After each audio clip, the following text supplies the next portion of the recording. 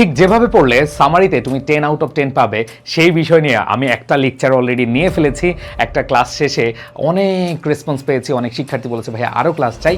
হ্যাঁ, সেজন্যই 2 নাম্বার ক্লাসে হাজির হয়েছি। আমি প্রথম ক্লাসে 5টা প্যাসেজ পড়িয়েছি এবং কিভাবে প্যাসেজ থেকে সামারিটা সহজেই তুমি লিখে দিয়ে আসতে পারবে এবং কমন না পড়লেও তুমি অ্যান্সার করতে পারবে সেই বিষয়টা দেখিয়েছি। আজকের এই দ্বিতীয় ক্লাসে আমরা আরও অনেকগুলো প্যাসেজ পড়ব এবং তোমাদের সামারিক ভয়কে ইনশাল্লাহ দূর করে দিব। কথা না বাড়িয়ে চলে যাচ্ছি আমাদের ক্লাস 2 এর আয়োজনে। প্রাণপ্রিয় শিক্ষার্থীরা আসো, তোমরা যারা প্রথম ক্লাস করেছো তোমরা জানো যে শুরুতে যেই প্যাসেজটা দেওয়া থাকবে ওই প্যাসেজ থেকে আমাদের যে কি পয়েন্টগুলো সেগুলো ধরতে হবে। কি পয়েন্ট কোনগুলো এইটা ধরার জন্য তোমাকে অবশ্যই এই প্যাসেজটা 1 বার 2 বার 3 বার পড়তে হবে।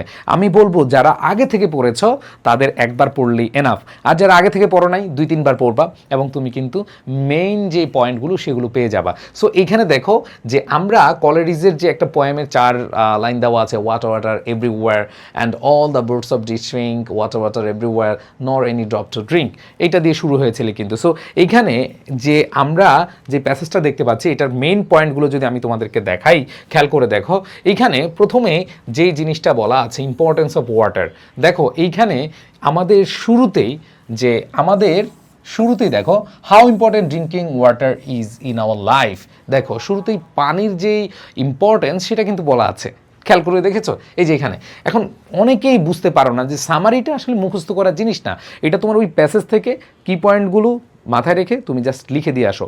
কেউ বাদ দিবা না প্লিজ, সামারি অ্যান্সার করা কেউ বাদ দিবা না। বাদ দিয়েছো মানে ধরা খেয়েছো, এটা কখনোই করবা না, ঠিক আছে? আচ্ছা, এরপরে দেখো এইখানে আমরা ইউনাইটেড নেশনের একটা জরিপ আছে, সো ইউনাইটেড নেশনের যে মূল পয়েন্ট সেটা লিখবা। তারপরে দেখো বাংলাদেশের যে সিচুয়েশান, হ্যাঁ এইখানে বাংলাদেশের যে রিভার আছে এই রিভারগুলো দেওয়া আছে এবং দেখো এখানে রিভার্স আর এভরিওয়্যার, দেখো ইন আওয়ার লাইফ, হ্যাঁ তারপর হচ্ছে কোথায় কোথায় আছে এইটা। এরপরে যে বিষয়টা বলা আছে দ্য রিভার, শেষের দিকে দেখো দ্য রিভার বুড়িগঙ্গা, এই যে বুড়িগঙ্গার যে বিষয়টা আছে এবং এটা যে পলিউটেড হচ্ছে এবং এই পলিউটেড হওয়ার কারণে খেয়াল করে দেখো চারিদিকে যে দুর্গন্ধ ছড়াচ্ছে এবং নেগেটিভ যে ইম্প্যাক্ট বা নেগেটিভ যেই ইনফ্লুয়েন্সটা সেটা কিন্তু শেষের দিকে বলা আছে। সো এখানে দেখো মেইন পয়েন্টগুলো কিন্তু আমরা পেয়ে গেছি। প্রথমে হচ্ছে ইম্পর্টেন্স অফ ওয়াটার, এরপরে খেয়াল করে দেখো ইউনাইটেড নেশনের একটা জরিপ ছিল, এরপরে বাংলাদেশের অবস্থা, বাংলাদেশের রিভারের যে অবস্থা সেটা বলেছে এবং করুণ অবস্থা শেষ দিকে এখানে বলেছে দ্য ডেইলি সান, দেখো এখানে বলা আছে। তার মানে দেখো এই পুরো প্যাসেজের এইখানে পুরো প্যাসেজ তো তুমি লিখে আসবে না, 3 ভাগের 1 ভাগ। আমি কিন্তু প্রথম ক্লাসে তোমাদেরকে বলে আসছিলাম যে সামারির প্রথম ক্লাসে তোমাদেরকে দেখিয়েছি যে কতটুকু লিখবা, কিভাবে লিখবা এবং মূল পয়েন্টগুলো যদি তুমি ধরতে পারো তাহলে সামারি তোমার জন্য একেবারে ইজি। সো আসো প্রাণপ্রিয় শিক্ষার্থীরা, আমি এখান থেকে যদি সামারিটা লিখি, দেখো একেবারে easy. Water is essential for our life. দেখো ভাই এটা কি তোমার মুখস্থ করতে হচ্ছে? এটা মুখস্থ করতে হচ্ছে না, এটা তোমার ওই যে প্যাসেজ থেকে মূল পয়েন্টটা লিখলাম। এরপর দেখো 2/3 of our body is made of it, কেন গুরুত্বপূর্ণ? প্যাসেজে দেওয়া আছে, ভাই এটা মুখস্থ করতে হবে না, যেভাবে আছে সেভাবে তুমি অ্যান্সার করবা। এরপর দেখো ইউনাইটেড নেশন ড্রিঙ্কিং ওয়াটার, এই যে দেখো এই যে ইউনাইটেড নেশন বলছে যে আমাদের সামনে যে চ্যালেঞ্জ আছে তার মধ্যে অনেক বড় একটা চ্যালেঞ্জ, সেটা হলো যে পিওর ওয়াটার। হ্যাঁ, এরপর দেখো বিশুদ্ধ পানির কথা বলেছে, all the Bangladesh has rivers. একবার দেখো বাংলাদেশের অনেক নদী নালা আছে, আমরা দেখেছি একটু আগে আমাদের প্যাসেজে বলা ছিল। এরপরে দেখো সেই ক্ষেত্রে মেনি রিভার্স আর ডাইং। এরপরে বুড়িগঙ্গার কথা বলেছে, পলিউটেড হচ্ছে, এবার এটা বলছে আনলাইক ইটস পাস্ট কন্ডিশন, মানে আগের যে অবস্থা ছিল সেটা থেকে আস্তে আস্তে আরও খারাপ অবস্থায় চলে গিয়েছে। সো তুমি দেখো এই যে মেইন প্যাসেজটা থেকে মেইন কথাগুলো কিন্তু তুমি এখানে নিয়ে আসতে পারছো। কেন নিয়ে আসতে পারছো? তুমি ধরতে পারছো যে কি পয়েন্ট কোনগুলো। সো আমি এই প্যাসেজগুলো অলরেডি আমি গত ক্লাসে অনেকগুলো প্যাসেজ সলভ করেছি, আজকেও সলভ করাবো এবং এই পিডিএফটা তোমরা পেয়ে যাবা। যারা শেয়ার করেছো তোমরা সবাই একটু শেয়ার করে দাও, শেয়ার না করলে কিন্তু পিডিএফ না পাওয়াটাই দরকার, তাই না? তো শেয়ার করে দাও অথবা মেনশন করে দাও 5 জন ফ্রেন্ডকে, এই যে এইখানে তোমরা যারা ক্লাসটা দেখছো একটু মেনশন করে দাও। ইনশাআল্লাহ আমি তোমাদের পাশে আছি। আমি আবার বলছি যে তোমাদের ফাইনাল পরীক্ষা পর্যন্ত আমি তোমাদের সাথে এইভাবে ক্লাস দিয়ে যাব এবং তোমাদের সাথে আমি একবার শেষ পর্যন্ত থাকবো। তোমরা অলরেডি জানো আমি রাইটিংয়ের যে 80 মার্ক রয়েছে 80 মার্কের জন্য তোমাদের জন্য আমি হচ্ছে ফ্রি ওয়ার্কশপের আয়োজন করেছি, সেখানে তোমার টোটাল 80 মার্কের পড়া শেষ হয়ে যাবে। ওকে, আচ্ছা, সো আসো আমি পরবর্তী যে প্যাসেজ আছে সেটাতে চলে যাই। দেখো খেয়াল করে দেখো খুবই গুরুত্বপূর্ণ একটা প্যাসেজ যে I have a dream Martin Luther king এর। দেখো এখানে অনেকগুলো কথা আছে। আই হ্যাভ এ ড্রিম দিয়ে এখানে মার্টিন লুথার কিং অনেক কথা বলেছে। দেখো এখানে মার্টিন লুথার কিং বলেছে I have a dream that one day even the state of মিসিসিপির কথা বলেছে, তারপর হচ্ছে ডাউন ইন আলবামার কথা বলেছে, এভরি ভ্যালি শ্যাল বি এক্সল্টেডের কথা আছে, তারপরে উনি অনেকগুলো ড্রিমের কথা বলেছে, অনেকগুলো হোপের কথা বলেছে। সো আমরা কি সবগুলো হোপ অথবা ড্রিম আমরা কি শেষ করতে পারবো লিখে? না, আমরা শেষ করতে পারবো না। সো এখানে যে মেইন পয়েন্টগুলো, ধরো এই যে প্যাসেজটা রয়েছে এইখানে তার যে ড্রিমগুলো রয়েছে, ড্রিম আসলে কি, মেইন যে ড্রিমের কথা ছিল সেটা ছিল হচ্ছে যে রেসিজম এবং হচ্ছে ইনজাস্টিস।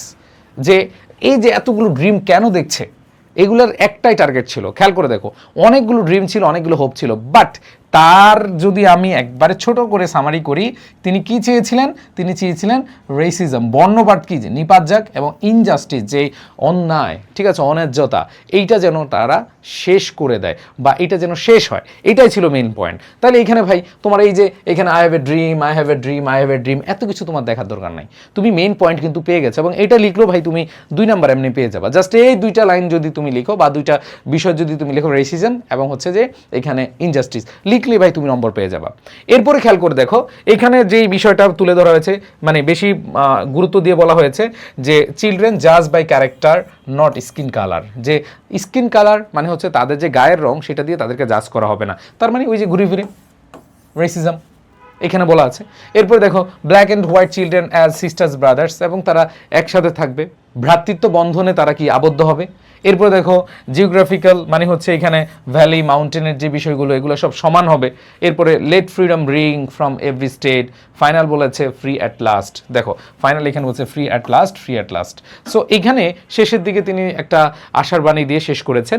এবং এইখানে আমি যদি তোমাদেরকে বলি যে এই যে পুরো কম্প্রিহেনশনটা রয়েছে এটার মেইনটাই কিন্তু তোমার এই যে এইখানে চলে আসছে।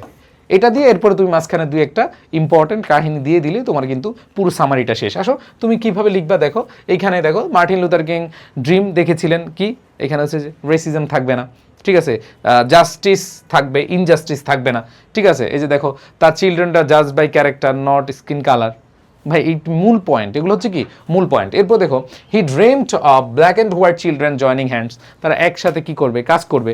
এরপর বলছে he called for freedom to ring from every hill mountain, ঠিক আছে, এই কথাগুলো কিন্তু বলা আছে। তুমি জাস্ট ছোট ছোট করে এখানে লিখে দিবা বা হচ্ছে এখানে প্রেজেন্ট করবা। এরপর হচ্ছে he believed all God children would one day sing free at last. দেখো পুরো প্যাসেজটার মেইন কথা কিন্তু চলে আসছে। মানে এই যে তার যে বক্তব্যটা, এই বক্তব্যটা কেন ছিল, তিনি চেয়েছিলেন রেসিজমের কি হোক, শেষ হোক, নিপাত যাক। আর তিনি আরেকটা বিষয় চেয়েছিলেন যে জাস্টিস যেন সব জায়গায় হয়। এইখানে তিনি চেয়েছেন এইখানে যারা কৃষ্ণাঙ্গ রয়েছে, শ্বেতাঙ্গ রয়েছে, সবাই যেন একই সারিতে থেকে কাজ করে যেতে পারে, একটা ইউনাইটেড নেশন যেন থাকতে পারে। এই বিষয়টা কিন্তু তিনি সুন্দরভাবে তুলে ধরেছেন। সো এই প্যাসেজটা আশা করি খুব সহজে তোমরা বুঝতে পেরেছো। এখন আসো আমরা পরবর্তীতে চলে যাই। দেখো children must pass through several stages. দেখো এইখানে আমরা যে স্টেজগুলো রয়েছে আমাদের জীবনচক্রের স্টেজ নিয়ে আমরা দেখতে পারি যে ইনফেন্সি রয়েছে, তারপর হচ্ছে আর্লি চাইল্ডহুড, লেটার চাইল্ডহুড, তারপর অ্যাডোলেসেন্স, হ্যাঁ, তারপর হচ্ছে অ্যাডাল্টহুড। আমাদের যে স্টেজটা আছে আমাদের জীবনের, এই স্টেজ সম্পর্কে এইখানে বলা হয়েছে। সো খেয়াল করে দেখো এখানে আমরা স্টেজ সম্পর্কে বলেছে এবং স্টেজ সম্পর্কে বলতে গিয়ে সবচেয়ে বেশি আলোচনা করেছে অ্যাডোলেসেন্স। মানে এখানে দেখো ইনফেন্সি মেয়েটা হচ্ছে একবারে জন্ম থেকে 2 বছর পর্যন্ত শিশুকাল, এটা নিয়ে কিন্তু বেশি একটা আলোচনা করে নাই। এরপর দেখো আর্লি চাইল্ডহুড মানে হচ্ছে 3 to 8 ইয়ার্স, এইটা নিয়ে তোমার আলোচনা করা হয়েছে। এরপর দেখো 9 to 12 ইয়ার্স, এখানে দেখো লেটার চাইল্ডহুড নিয়ে এখানে বলা আছে, কিন্তু আলোচনা বেশি করা হয়েছে অ্যাডোলেসেন্ট সম্পর্কে। দেখো এইখানে দেখো এই যে পুরোটা জায়গা জুড়ে, এইখানে পুরোটা জায়গা জুড়ে কি অ্যাডোলেসেন্স নিয়ে আলোচনা করা আছে। সো এইখান থেকে মূল পয়েন্ট যদি আমরা নিয়ে আসি, প্রথমে আমরা স্টেজ দিব, প্রথমে কি স্টেজ দিব, এখানে স্টেজ দিয়েছে। এইবার আসো অ্যাডোলেসেন্স, এবং অ্যাডোলেসেন্সের ক্ষেত্রে কি কি হচ্ছে। অ্যাডোলেসেন্সের ক্ষেত্রে ক্রিটিক্যাল ট্রানজিশন হচ্ছে, growth second only to infancy, তারপর পিউবার্টি মেক্স স্টার্ট, তারপর হচ্ছে তাদের এখানে আর্লিয়ার পিউবার্টি, তারপর হচ্ছে লেটার ম্যারেজ, এই জিনিসগুলো, তারপরে এডুকেশনের কথা বলেছে, আরবানাইজেশনের কথা বলেছে, গ্লোবাল কমিউনিকেশন কথা বলেছে, ঠিক আছে। তারপর হচ্ছে তাদের যে ডেভেলপমেন্ট মানে স্টেজ, মানে অ্যাডোলেসেন্সদের ডেভেলপমেন্ট স্টেজ, সেখানে আইডেন্টিটি, ইন্ডিপেন্ডেন্স, অবস্ট্রাক্ট রিজনিং, এই বিষয়গুলো তুলে ধরা হয়েছে। তো এইখানে দেখো এই প্রত্যেকটা কথাই আমাদের কিন্তু এই প্যাসেজ দেওয়া আছে। আমি এখানে যে জিনিস ওয়ার্ডগুলো বলেছি আমি শর্টকাটে তোমাদেরকে দেখিয়েছি। সো এইগুলো কিন্তু সব তোমাদের প্যাসেজ দেওয়া আছে। তো এইটা থেকে তুমি যদি সামারি লিখতে চাও, যাও স্টেজটা লিখলা প্রথম লাইনে, দেখো স্ট্রেস লিখলাম।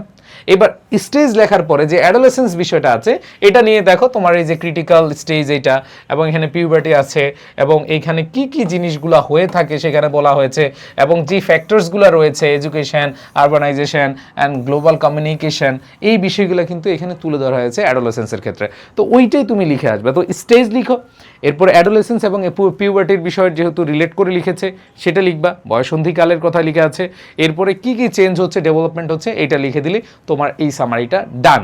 এরপরে আসো, দেখো কি পয়েন্ট পেলে এগুলা কোনো ব্যাপারই না। এরপরে আমি যদি যাই পরবর্তীতে ফোক মিউজিক, দেখো ফোক মিউজিকের বিষয়টা যদি আমরা এখানে বলি যে এই প্যাসেজে ফোক মিউজিক সম্পর্কে বলা আছে, এবং এইখানে মানে অনেকাংশ জুড়ে হচ্ছে ক্যারেক্টারিস্টিক্স দেওয়া আছে। দেখো শুধু এইখানে তুমি যদি দেখো 12টা ক্যারেক্টারিস্টিক্স দেওয়া আছে। এখন তুমি বলো ভাই, তুমি কি 12টা ক্যারেক্টারিস্টিক্স তুমি সামারিতে লিখতে পারবা? তুমি 12টা ক্যারেক্টারিস্টিক্স লিখতে পারবা না। তোমাকে অবশ্যই যে কাজটা করতে হবে সেটা হলো এখানে ছোট করে দিতে হবে, ছোট করে তুমি আলোচনা করে আসবা। সো আমি যদি তোমাদেরকে দেখি যে ফোক মিউজিকের ডেফিনেশন, ওই যে শুরুতে বললাম এটা কি আছে, কীভাবে কনসিস্ট হয়, গঠিত হয়। তারপর হচ্ছে এটার যে একটা রিচ হেরিটেজ, স্বাভাবিকভাবে এটা যে একটা ঐতিহ্য, এটা তো আমরা লিখবো মূল পয়েন্টে। ধরো তুমি কোনো একটা বিষয় লিখতে যাচ্ছ, এটার অবশ্যই ইউনিকনেস কিছু আছে, সো এটা তুমি লিখবা। এরপরে খেয়াল করে দেখো কি বলেছে, বাউল সং, এইখানে বাউল সং যে অনেক বেশি জনপ্রিয় সেটা তুমি অ্যাড করে দিতে পারো। তারপরে দেখো এগুলো থিম কি, জয় আছে, মানে আনন্দ আছে, দুঃখ আছে, ভালোবাসা আছে, বিচ্ছেদ আছে, এই জিনিসগুলো হচ্ছে এই গানগুলোতে ফুটে তুলেছে। তারপরে দেখো আমরা দেখবো লাস্ট হচ্ছে ফিচার। এখন দেখো এই যে 12টা ফিচার, ভাই তুমি 12টা ফিচার লিখবা না, তুমি হচ্ছে মেইন পয়েন্টগুলো লিখার চেষ্টা করবা। দেখো এখানে এগুলো হচ্ছে ওরাল হয়, নো প্র্যাকটিক্যাল হয়, লোকাল ডায়ালেক্ট থাকে, সিম্পল টিউন থাকে। সো এইখানে আমরা খুব ইজিলি যে বিষয়গুলো দেখব, এখানে যে মেন বিষয়গুলো আছে সেই মেন বিষয়গুলোই তুমি তুলে ধরবা, আর কিছু না।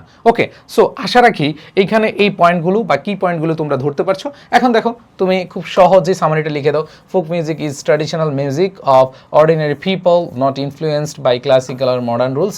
ইট ইউজেস ইজি ল্যাঙ্গুয়েজ, তারপর local dialect and simple tunes to express joy, sorrow, love, separation. Bangladesh has rich folk music including Baul song. শেষ করে দিলাম। সো এইখানে আমাদের একটা বিষয় মিসিং আছে, বলো তো এই সামারিতে আমরা আরেকটা লাইন লিখতে পারবো, সেটা কি বলো? তোমাদের কাছে জানতে চাই। এই আমরা যে সামারিটা লিখলাম, এই সামারিতে আমরা হচ্ছে আরেকটা বিষয় লিখতে পারি, বলো সেটা কি? এই যে বাউল সং সম্পর্কে আমরা লিখে দিতে পারি। এখন অনেকগুলো ভাই ক্যারেক্টারিস্টিক্সগুলো তো লিখলেন না। আরে ভাই ক্যারেক্টারিস্টিক্স তো লেখা আছে, দেখো এই যে easy language, local dialect, simple tunes. এখানে যে ক্যারেক্টারিস্টিক শেষে আছে, তোমার শেষে লিখতে হবে এরকম না, তুমি এখানে লিখে ফেলছো। আর বাউল সং সম্পর্কে এটা লিখতে পারো যে ইনক্লুডিং বাউল সং, এটা তুমি এভাবে না লিখে এটাকে লিখতে পারো যে বাউল সংটা অনেক বেশি জনপ্রিয়, এটা তুমি লিখে দিতে পারো। বাট আমার মনে হয় যে এতটুকু লিখলেই টিচার বুঝে যাবে যে না, তুমি প্যাসেজটা আসলে ধরতে পেরেছো। তো এইখানে ক্যারেক্টারিস্টিক্স কিন্তু এই লাইনের মধ্যে আছে, এই যে জিনিসগুলো আছে এবং কি কি দেয়, আনন্দ দেয়, হ্যাঁ দুঃখ দেয়, তারপর হচ্ছে ভালোবাসা দেয়, এবং হচ্ছে বিচ্ছেদও দেয়, এই বিষয়গুলো কিন্তু এখানে বলা আছে। এরপরে আসো আমরা চলে যাচ্ছি আরেকটা আর্ট।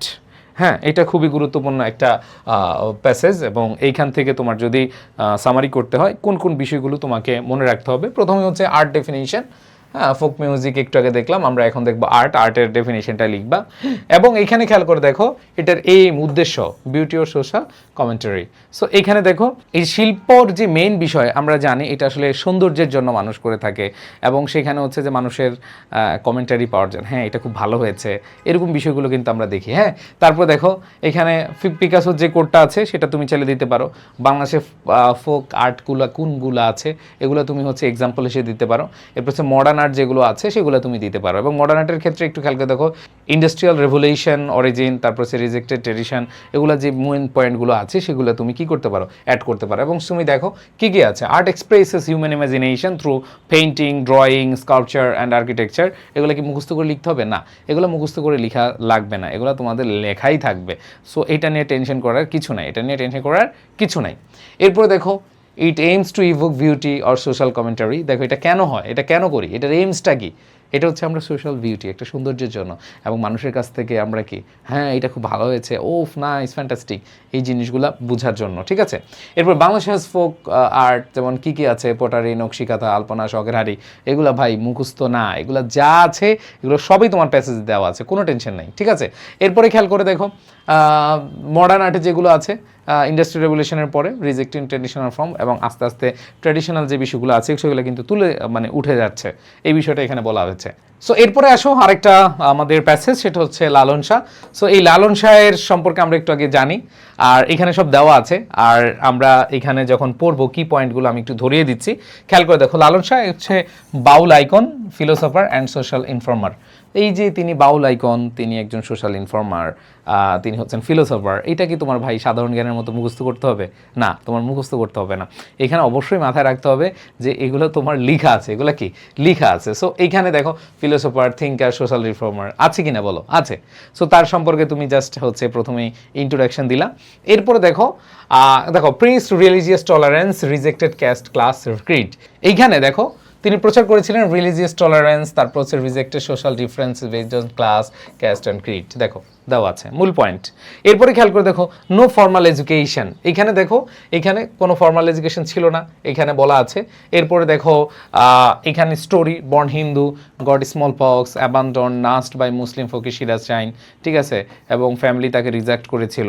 সো এইখানে দেখো লালন শাহের যে চাইল্ডহুড এখানে কিন্তু বলা আছে, দেখো হু ওয়াজ বর্ন হিন্দু, হ্যাঁ, তারপর হচ্ছে contracted smallpox, abandon by his companions, এগুলো কিন্তু সব দেওয়া আছে। তুমি এখান থেকে মেইন পয়েন্টগুলো লিখলাম। এরপরে দেখো এখানে কি বলেছে যে আখড়া সেট আপ করছে, ঠিক আছে।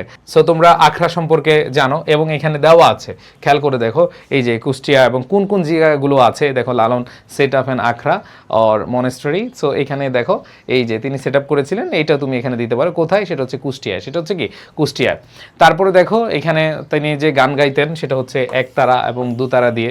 এবং এইখানে গুরুত্বপূর্ণ যে দুজন ব্যক্তি আছে, রবীন্দ্রনাথ ঠাকুর এবং কাজী নজরুল ইসলাম, এখানে তারা যে আছে তার সম্পর্কে যে প্রশংসা করেছিলেন, এই জায়গাটা তিনি হচ্ছে যে এই বলেছেন যে এখানে দেখো যে সহজে ফিলোসফির কথা বলা আছে, এটা তুমি এখানে তুলে ধরবা। এই যে অ্যাডমায়ারার্স কাজী নজরুল ইসলাম আর রবীন্দ্রনাথ। দেখো এই লালন শাহ সম্পর্কে আমরা প্রথম দেখলাম তার ইন্ট্রোডাকশন এবং তিনি কি করেছিলেন, তিনি কি করেছিলেন, এই জিনিসগুলো তুমি এখানে দিলাম। এরপরে হচ্ছে যে তার যেই আখড়ার বিষয়টা বলবা, এবং তার যেই চাইল্ডহুড ছিল, তাকে যে বিতাড়িত করা হয়েছিল বা সেই যে ধর্মটা চেঞ্জ করেছিল, এই বিষয়ে কিন্তু তুমি এখানে লিখে দিবে এবং শেষে হচ্ছে অ্যাডমায়ারার দিয়ে শেষ করে দিবে, কারণ এখানে শেষেই আছে অ্যাডমায়ারার, এখানে কি আছে অ্যাডমায়ারার। সো শেষ।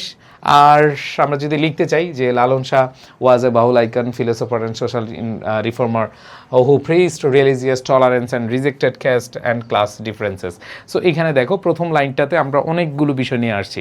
এরপরে দেখো he had no formal education, তার কোনো আসলে শিক্ষা ছিল না, একাডেমিক শিক্ষা ছিল না। এরপর বলছে according to a popular story, এবং একটা স্টোরি থেকে নেওয়া, সে হিন্দু পরিবারে জন্মগ্রহণ করেছিল, but after being nursed back to health by a Muslim fakir his family rejected him, ঠিক আছে। সো একজন মুসলিম ফকিরের সান্নিধ্যে এসে সে হচ্ছে যে ধর্ম চেঞ্জের বিষয়টা আসছে, আর তার ফ্যামিলি তাকে রিজেক্ট করেছিল। Then he became ascetic and set up a monastery, বা হচ্ছে আখড়া, কোথায়, এখানে কুষ্টিয়ায়। তারপর হচ্ছে তার যে গানগুলো গাইতেন একতারা দুতারা দিয়ে, এবং সে হচ্ছে কাজী নজরুল ইসলাম এবং রবীন্দ্রনাথ ঠাকুরের মাধ্যমে প্রশংসিত হয়েছিলেন, ভূষিত হয়েছিলেন। সো এই বিষয়গুলো লিখে দিলেই তোমার কিন্তু সামারি শেষ। ওকে প্রাণপ্রিয় শিক্ষার্থীরা, আশা করি অনেকগুলো সামারি তোমরা এখানে দেখতে পেয়েছো। আমি প্রথম ক্লাসে অনেকগুলো দেখিয়েছি, আজকে দ্বিতীয় ক্লাসও দেখালাম। এবং তোমাদের জন্য যে নোটিশটা, সেটা হচ্ছে তোমরা এই বছর যারা পরীক্ষা দিবা, তোমাদের ফাইনাল পরীক্ষা খুব বেশি দিন নেই, এবং ইংরেজিতে ফেল করবা না ইনশাল্লাহ। তোমাদের সবার পাস নিশ্চিত করার জন্য, A+ নিশ্চিত করার জন্য আমার একটা ওয়ার্কশপ আছে, একদম ফ্রি। এটা আসলে সবার জন্য উন্মুক্ত, সবার জন্য। তোমরা এই ওয়ার্কশপে জয়েন করবা, 30 তারিখ থেকে ক্লাস।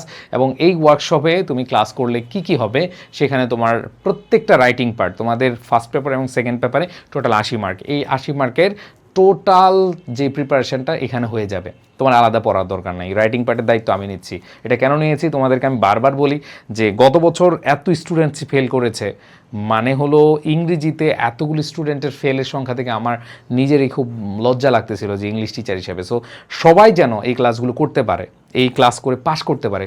সবাই একটু এই উপকারটা করো যে বন্ধুদেরকে জানিয়ে দাও যে মহসিন স্যারের 30 তারিখ থেকে একটা ক্লাস শুরু হচ্ছে, একটা ওয়ার্কশপ শুরু হচ্ছে। পারবা না? কথা দাও। জাস্ট হচ্ছে আমি একটু কমেন্ট দেখতে চাই, ইয়েস অর নো, পারবা কি না? সবাই একটু কমেন্ট করে জানাও, লিখো পারবো। তোমাদের ফ্রেন্ডদেরকে একটু জানাতে পারবা কিনা একটু বলো। আমি চাই যে এই ওয়ার্কশপে একটু সবাই কমেন্ট করবা, সবাই এই ওয়ার্কশপে সবাই তোমরা জয়েন করো, ভালো করো, মানে যেই শিক্ষামন্ত্রী থাকুক, যেই সিস্টেমই থাকুক, তুমি পাশ করে আসবাই, তুমি লিখে আসবাই, তুমি লিখে আসতে পারবা এবং তুমি নম্বর পাবা, এই বিষয়টা আমি নিশ্চিত করতে চাই ইনশাআল্লাহ। সো এই ওয়ার্কশপটা সবাই জয়েন করবা, এবং জয়েন করবো হচ্ছে আমাদের এইচএসসি ব্যাচ 26-27 যে গ্রুপটা রয়েছে এইটাতে। সো প্রাণপ্রিয় শিক্ষার্থীরা, আশা করি তোমরা প্রত্যেকে এই কাজটা করবে। আর বেশি দিন সময় নাই, ক্লাস শুরু হয়ে যাচ্ছে। আর আমি যেই তোমাদেরকে যেভাবে পড়াচ্ছি বা যেভাবে তোমাদেরকে পিডিএফটা দেখালাম, ঠিকভাবেই সেমভাবেই আমি তোমাদেরকে একটা সাজেশন বই উপহার দিতে যাচ্ছি। দেখো, এই সাজেশন বইটা হচ্ছে ইংলিশ ফার্স্ট পেপার শিওর এ প্লাস সাজেশন বই। তোমরা জানো যে আমার সাজেশন বই মানে শিওর এ প্লাস সেকেন্ড পেপার আছে, ফার্স্ট পেপার নেই। সো এই সাজেশন বইটা তোমরা একবার সাজেশন আকারে পড়ে যেতে পারো, এবং যে সামারি কথা বললাম, যেভাবে আমি তোমাদেরকে পড়িয়ে দিলাম সেভাবেই কিন্তু এখানে দেওয়া আছে। সো তোমরা এখন থেকে প্রি অর্ডার করতে পারো। প্রি অর্ডার করতে পারবো হচ্ছে, আমি নম্বরটা লিখে দিচ্ছি, এই বইটা 01987 প্রি অর্ডার করতে পারবা। এই নম্বরে তুমি হচ্ছে জাস্ট হচ্ছে একটা নক দিয়ে, হোয়াটসঅ্যাপে নক দিয়ে তুমি হচ্ছে প্রি অর্ডার করতে পারবা।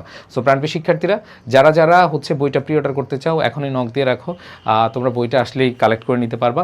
আর যাদের ইংরেজিতে আসলেই সমস্যা, যারা আসলেই ভয় পাচ্ছ ইংরেজিতে, না আমি পাস করতে পারবো না, আমি খারাপ করবো, আমি A+ পেতে চাই, তোমাদের জন্য আমার ইংলিশ ফাউন্ডেশন 4.0। দেখো, এই শেষ মুহূর্তে সেরা একটা প্রস্তুতির জন্য তোমাদের এই কোর্সটা অনেক বেশি কাজে দিবে ইনশাআল্লাহ। সো যারা আমার ক্লাস পছন্দ করো, যারা ক্লাস ভালোবাসো, তোমাদের জন্য এটা একটা সুবর্ণ সুযোগ। দেখো, শেষ মুহূর্তে এসে এই ভুলটা করো না। যাদের ইংরেজিতে প্রবলেম আছে তারা ইংরেজিটাকে অনেক বেশি গুরুত্ব দাও, ইনশাআল্লাহ অনেক ভালো করতে পারবা, অনেক বেশি ভালো করতে পারবা। তোমার এক্সপেকটেশনের বাইরে তুমি সার্ভিস পাবা। তোমাদের একবার পরীক্ষা পর্যন্ত আমি সাথে থাকবো ইনশাআল্লাহ, যদি আল্লাহ আমাকে বাঁচিয়ে রাখে। তোমাদের সাথে থেকে আমি তোমাদের বিজয়ের স্লোগান শুনতে চাই, যে ভাই আমি A+ পেয়েছি, আমি পেরেছি, এই কথাটা শুনতে চাই। সো দেখা হবে ইনশাআল্লাহ। আর যারা সব সাবজেক্টে টেস্ট পেপার সলিউশন কোর্সে ভর্তি হতে চাও, এখনও সুযোগ আছে, এখনও সময় আছে, যেহেতু তোমাদের পরীক্ষা পিছিয়ে আছে, দ্রুত জয়েন করে নাও। সবাই ভালো থাকো, সুস্থ থেকো, আল্লাহ হাফেজ, আসসালামু আলাইকুম।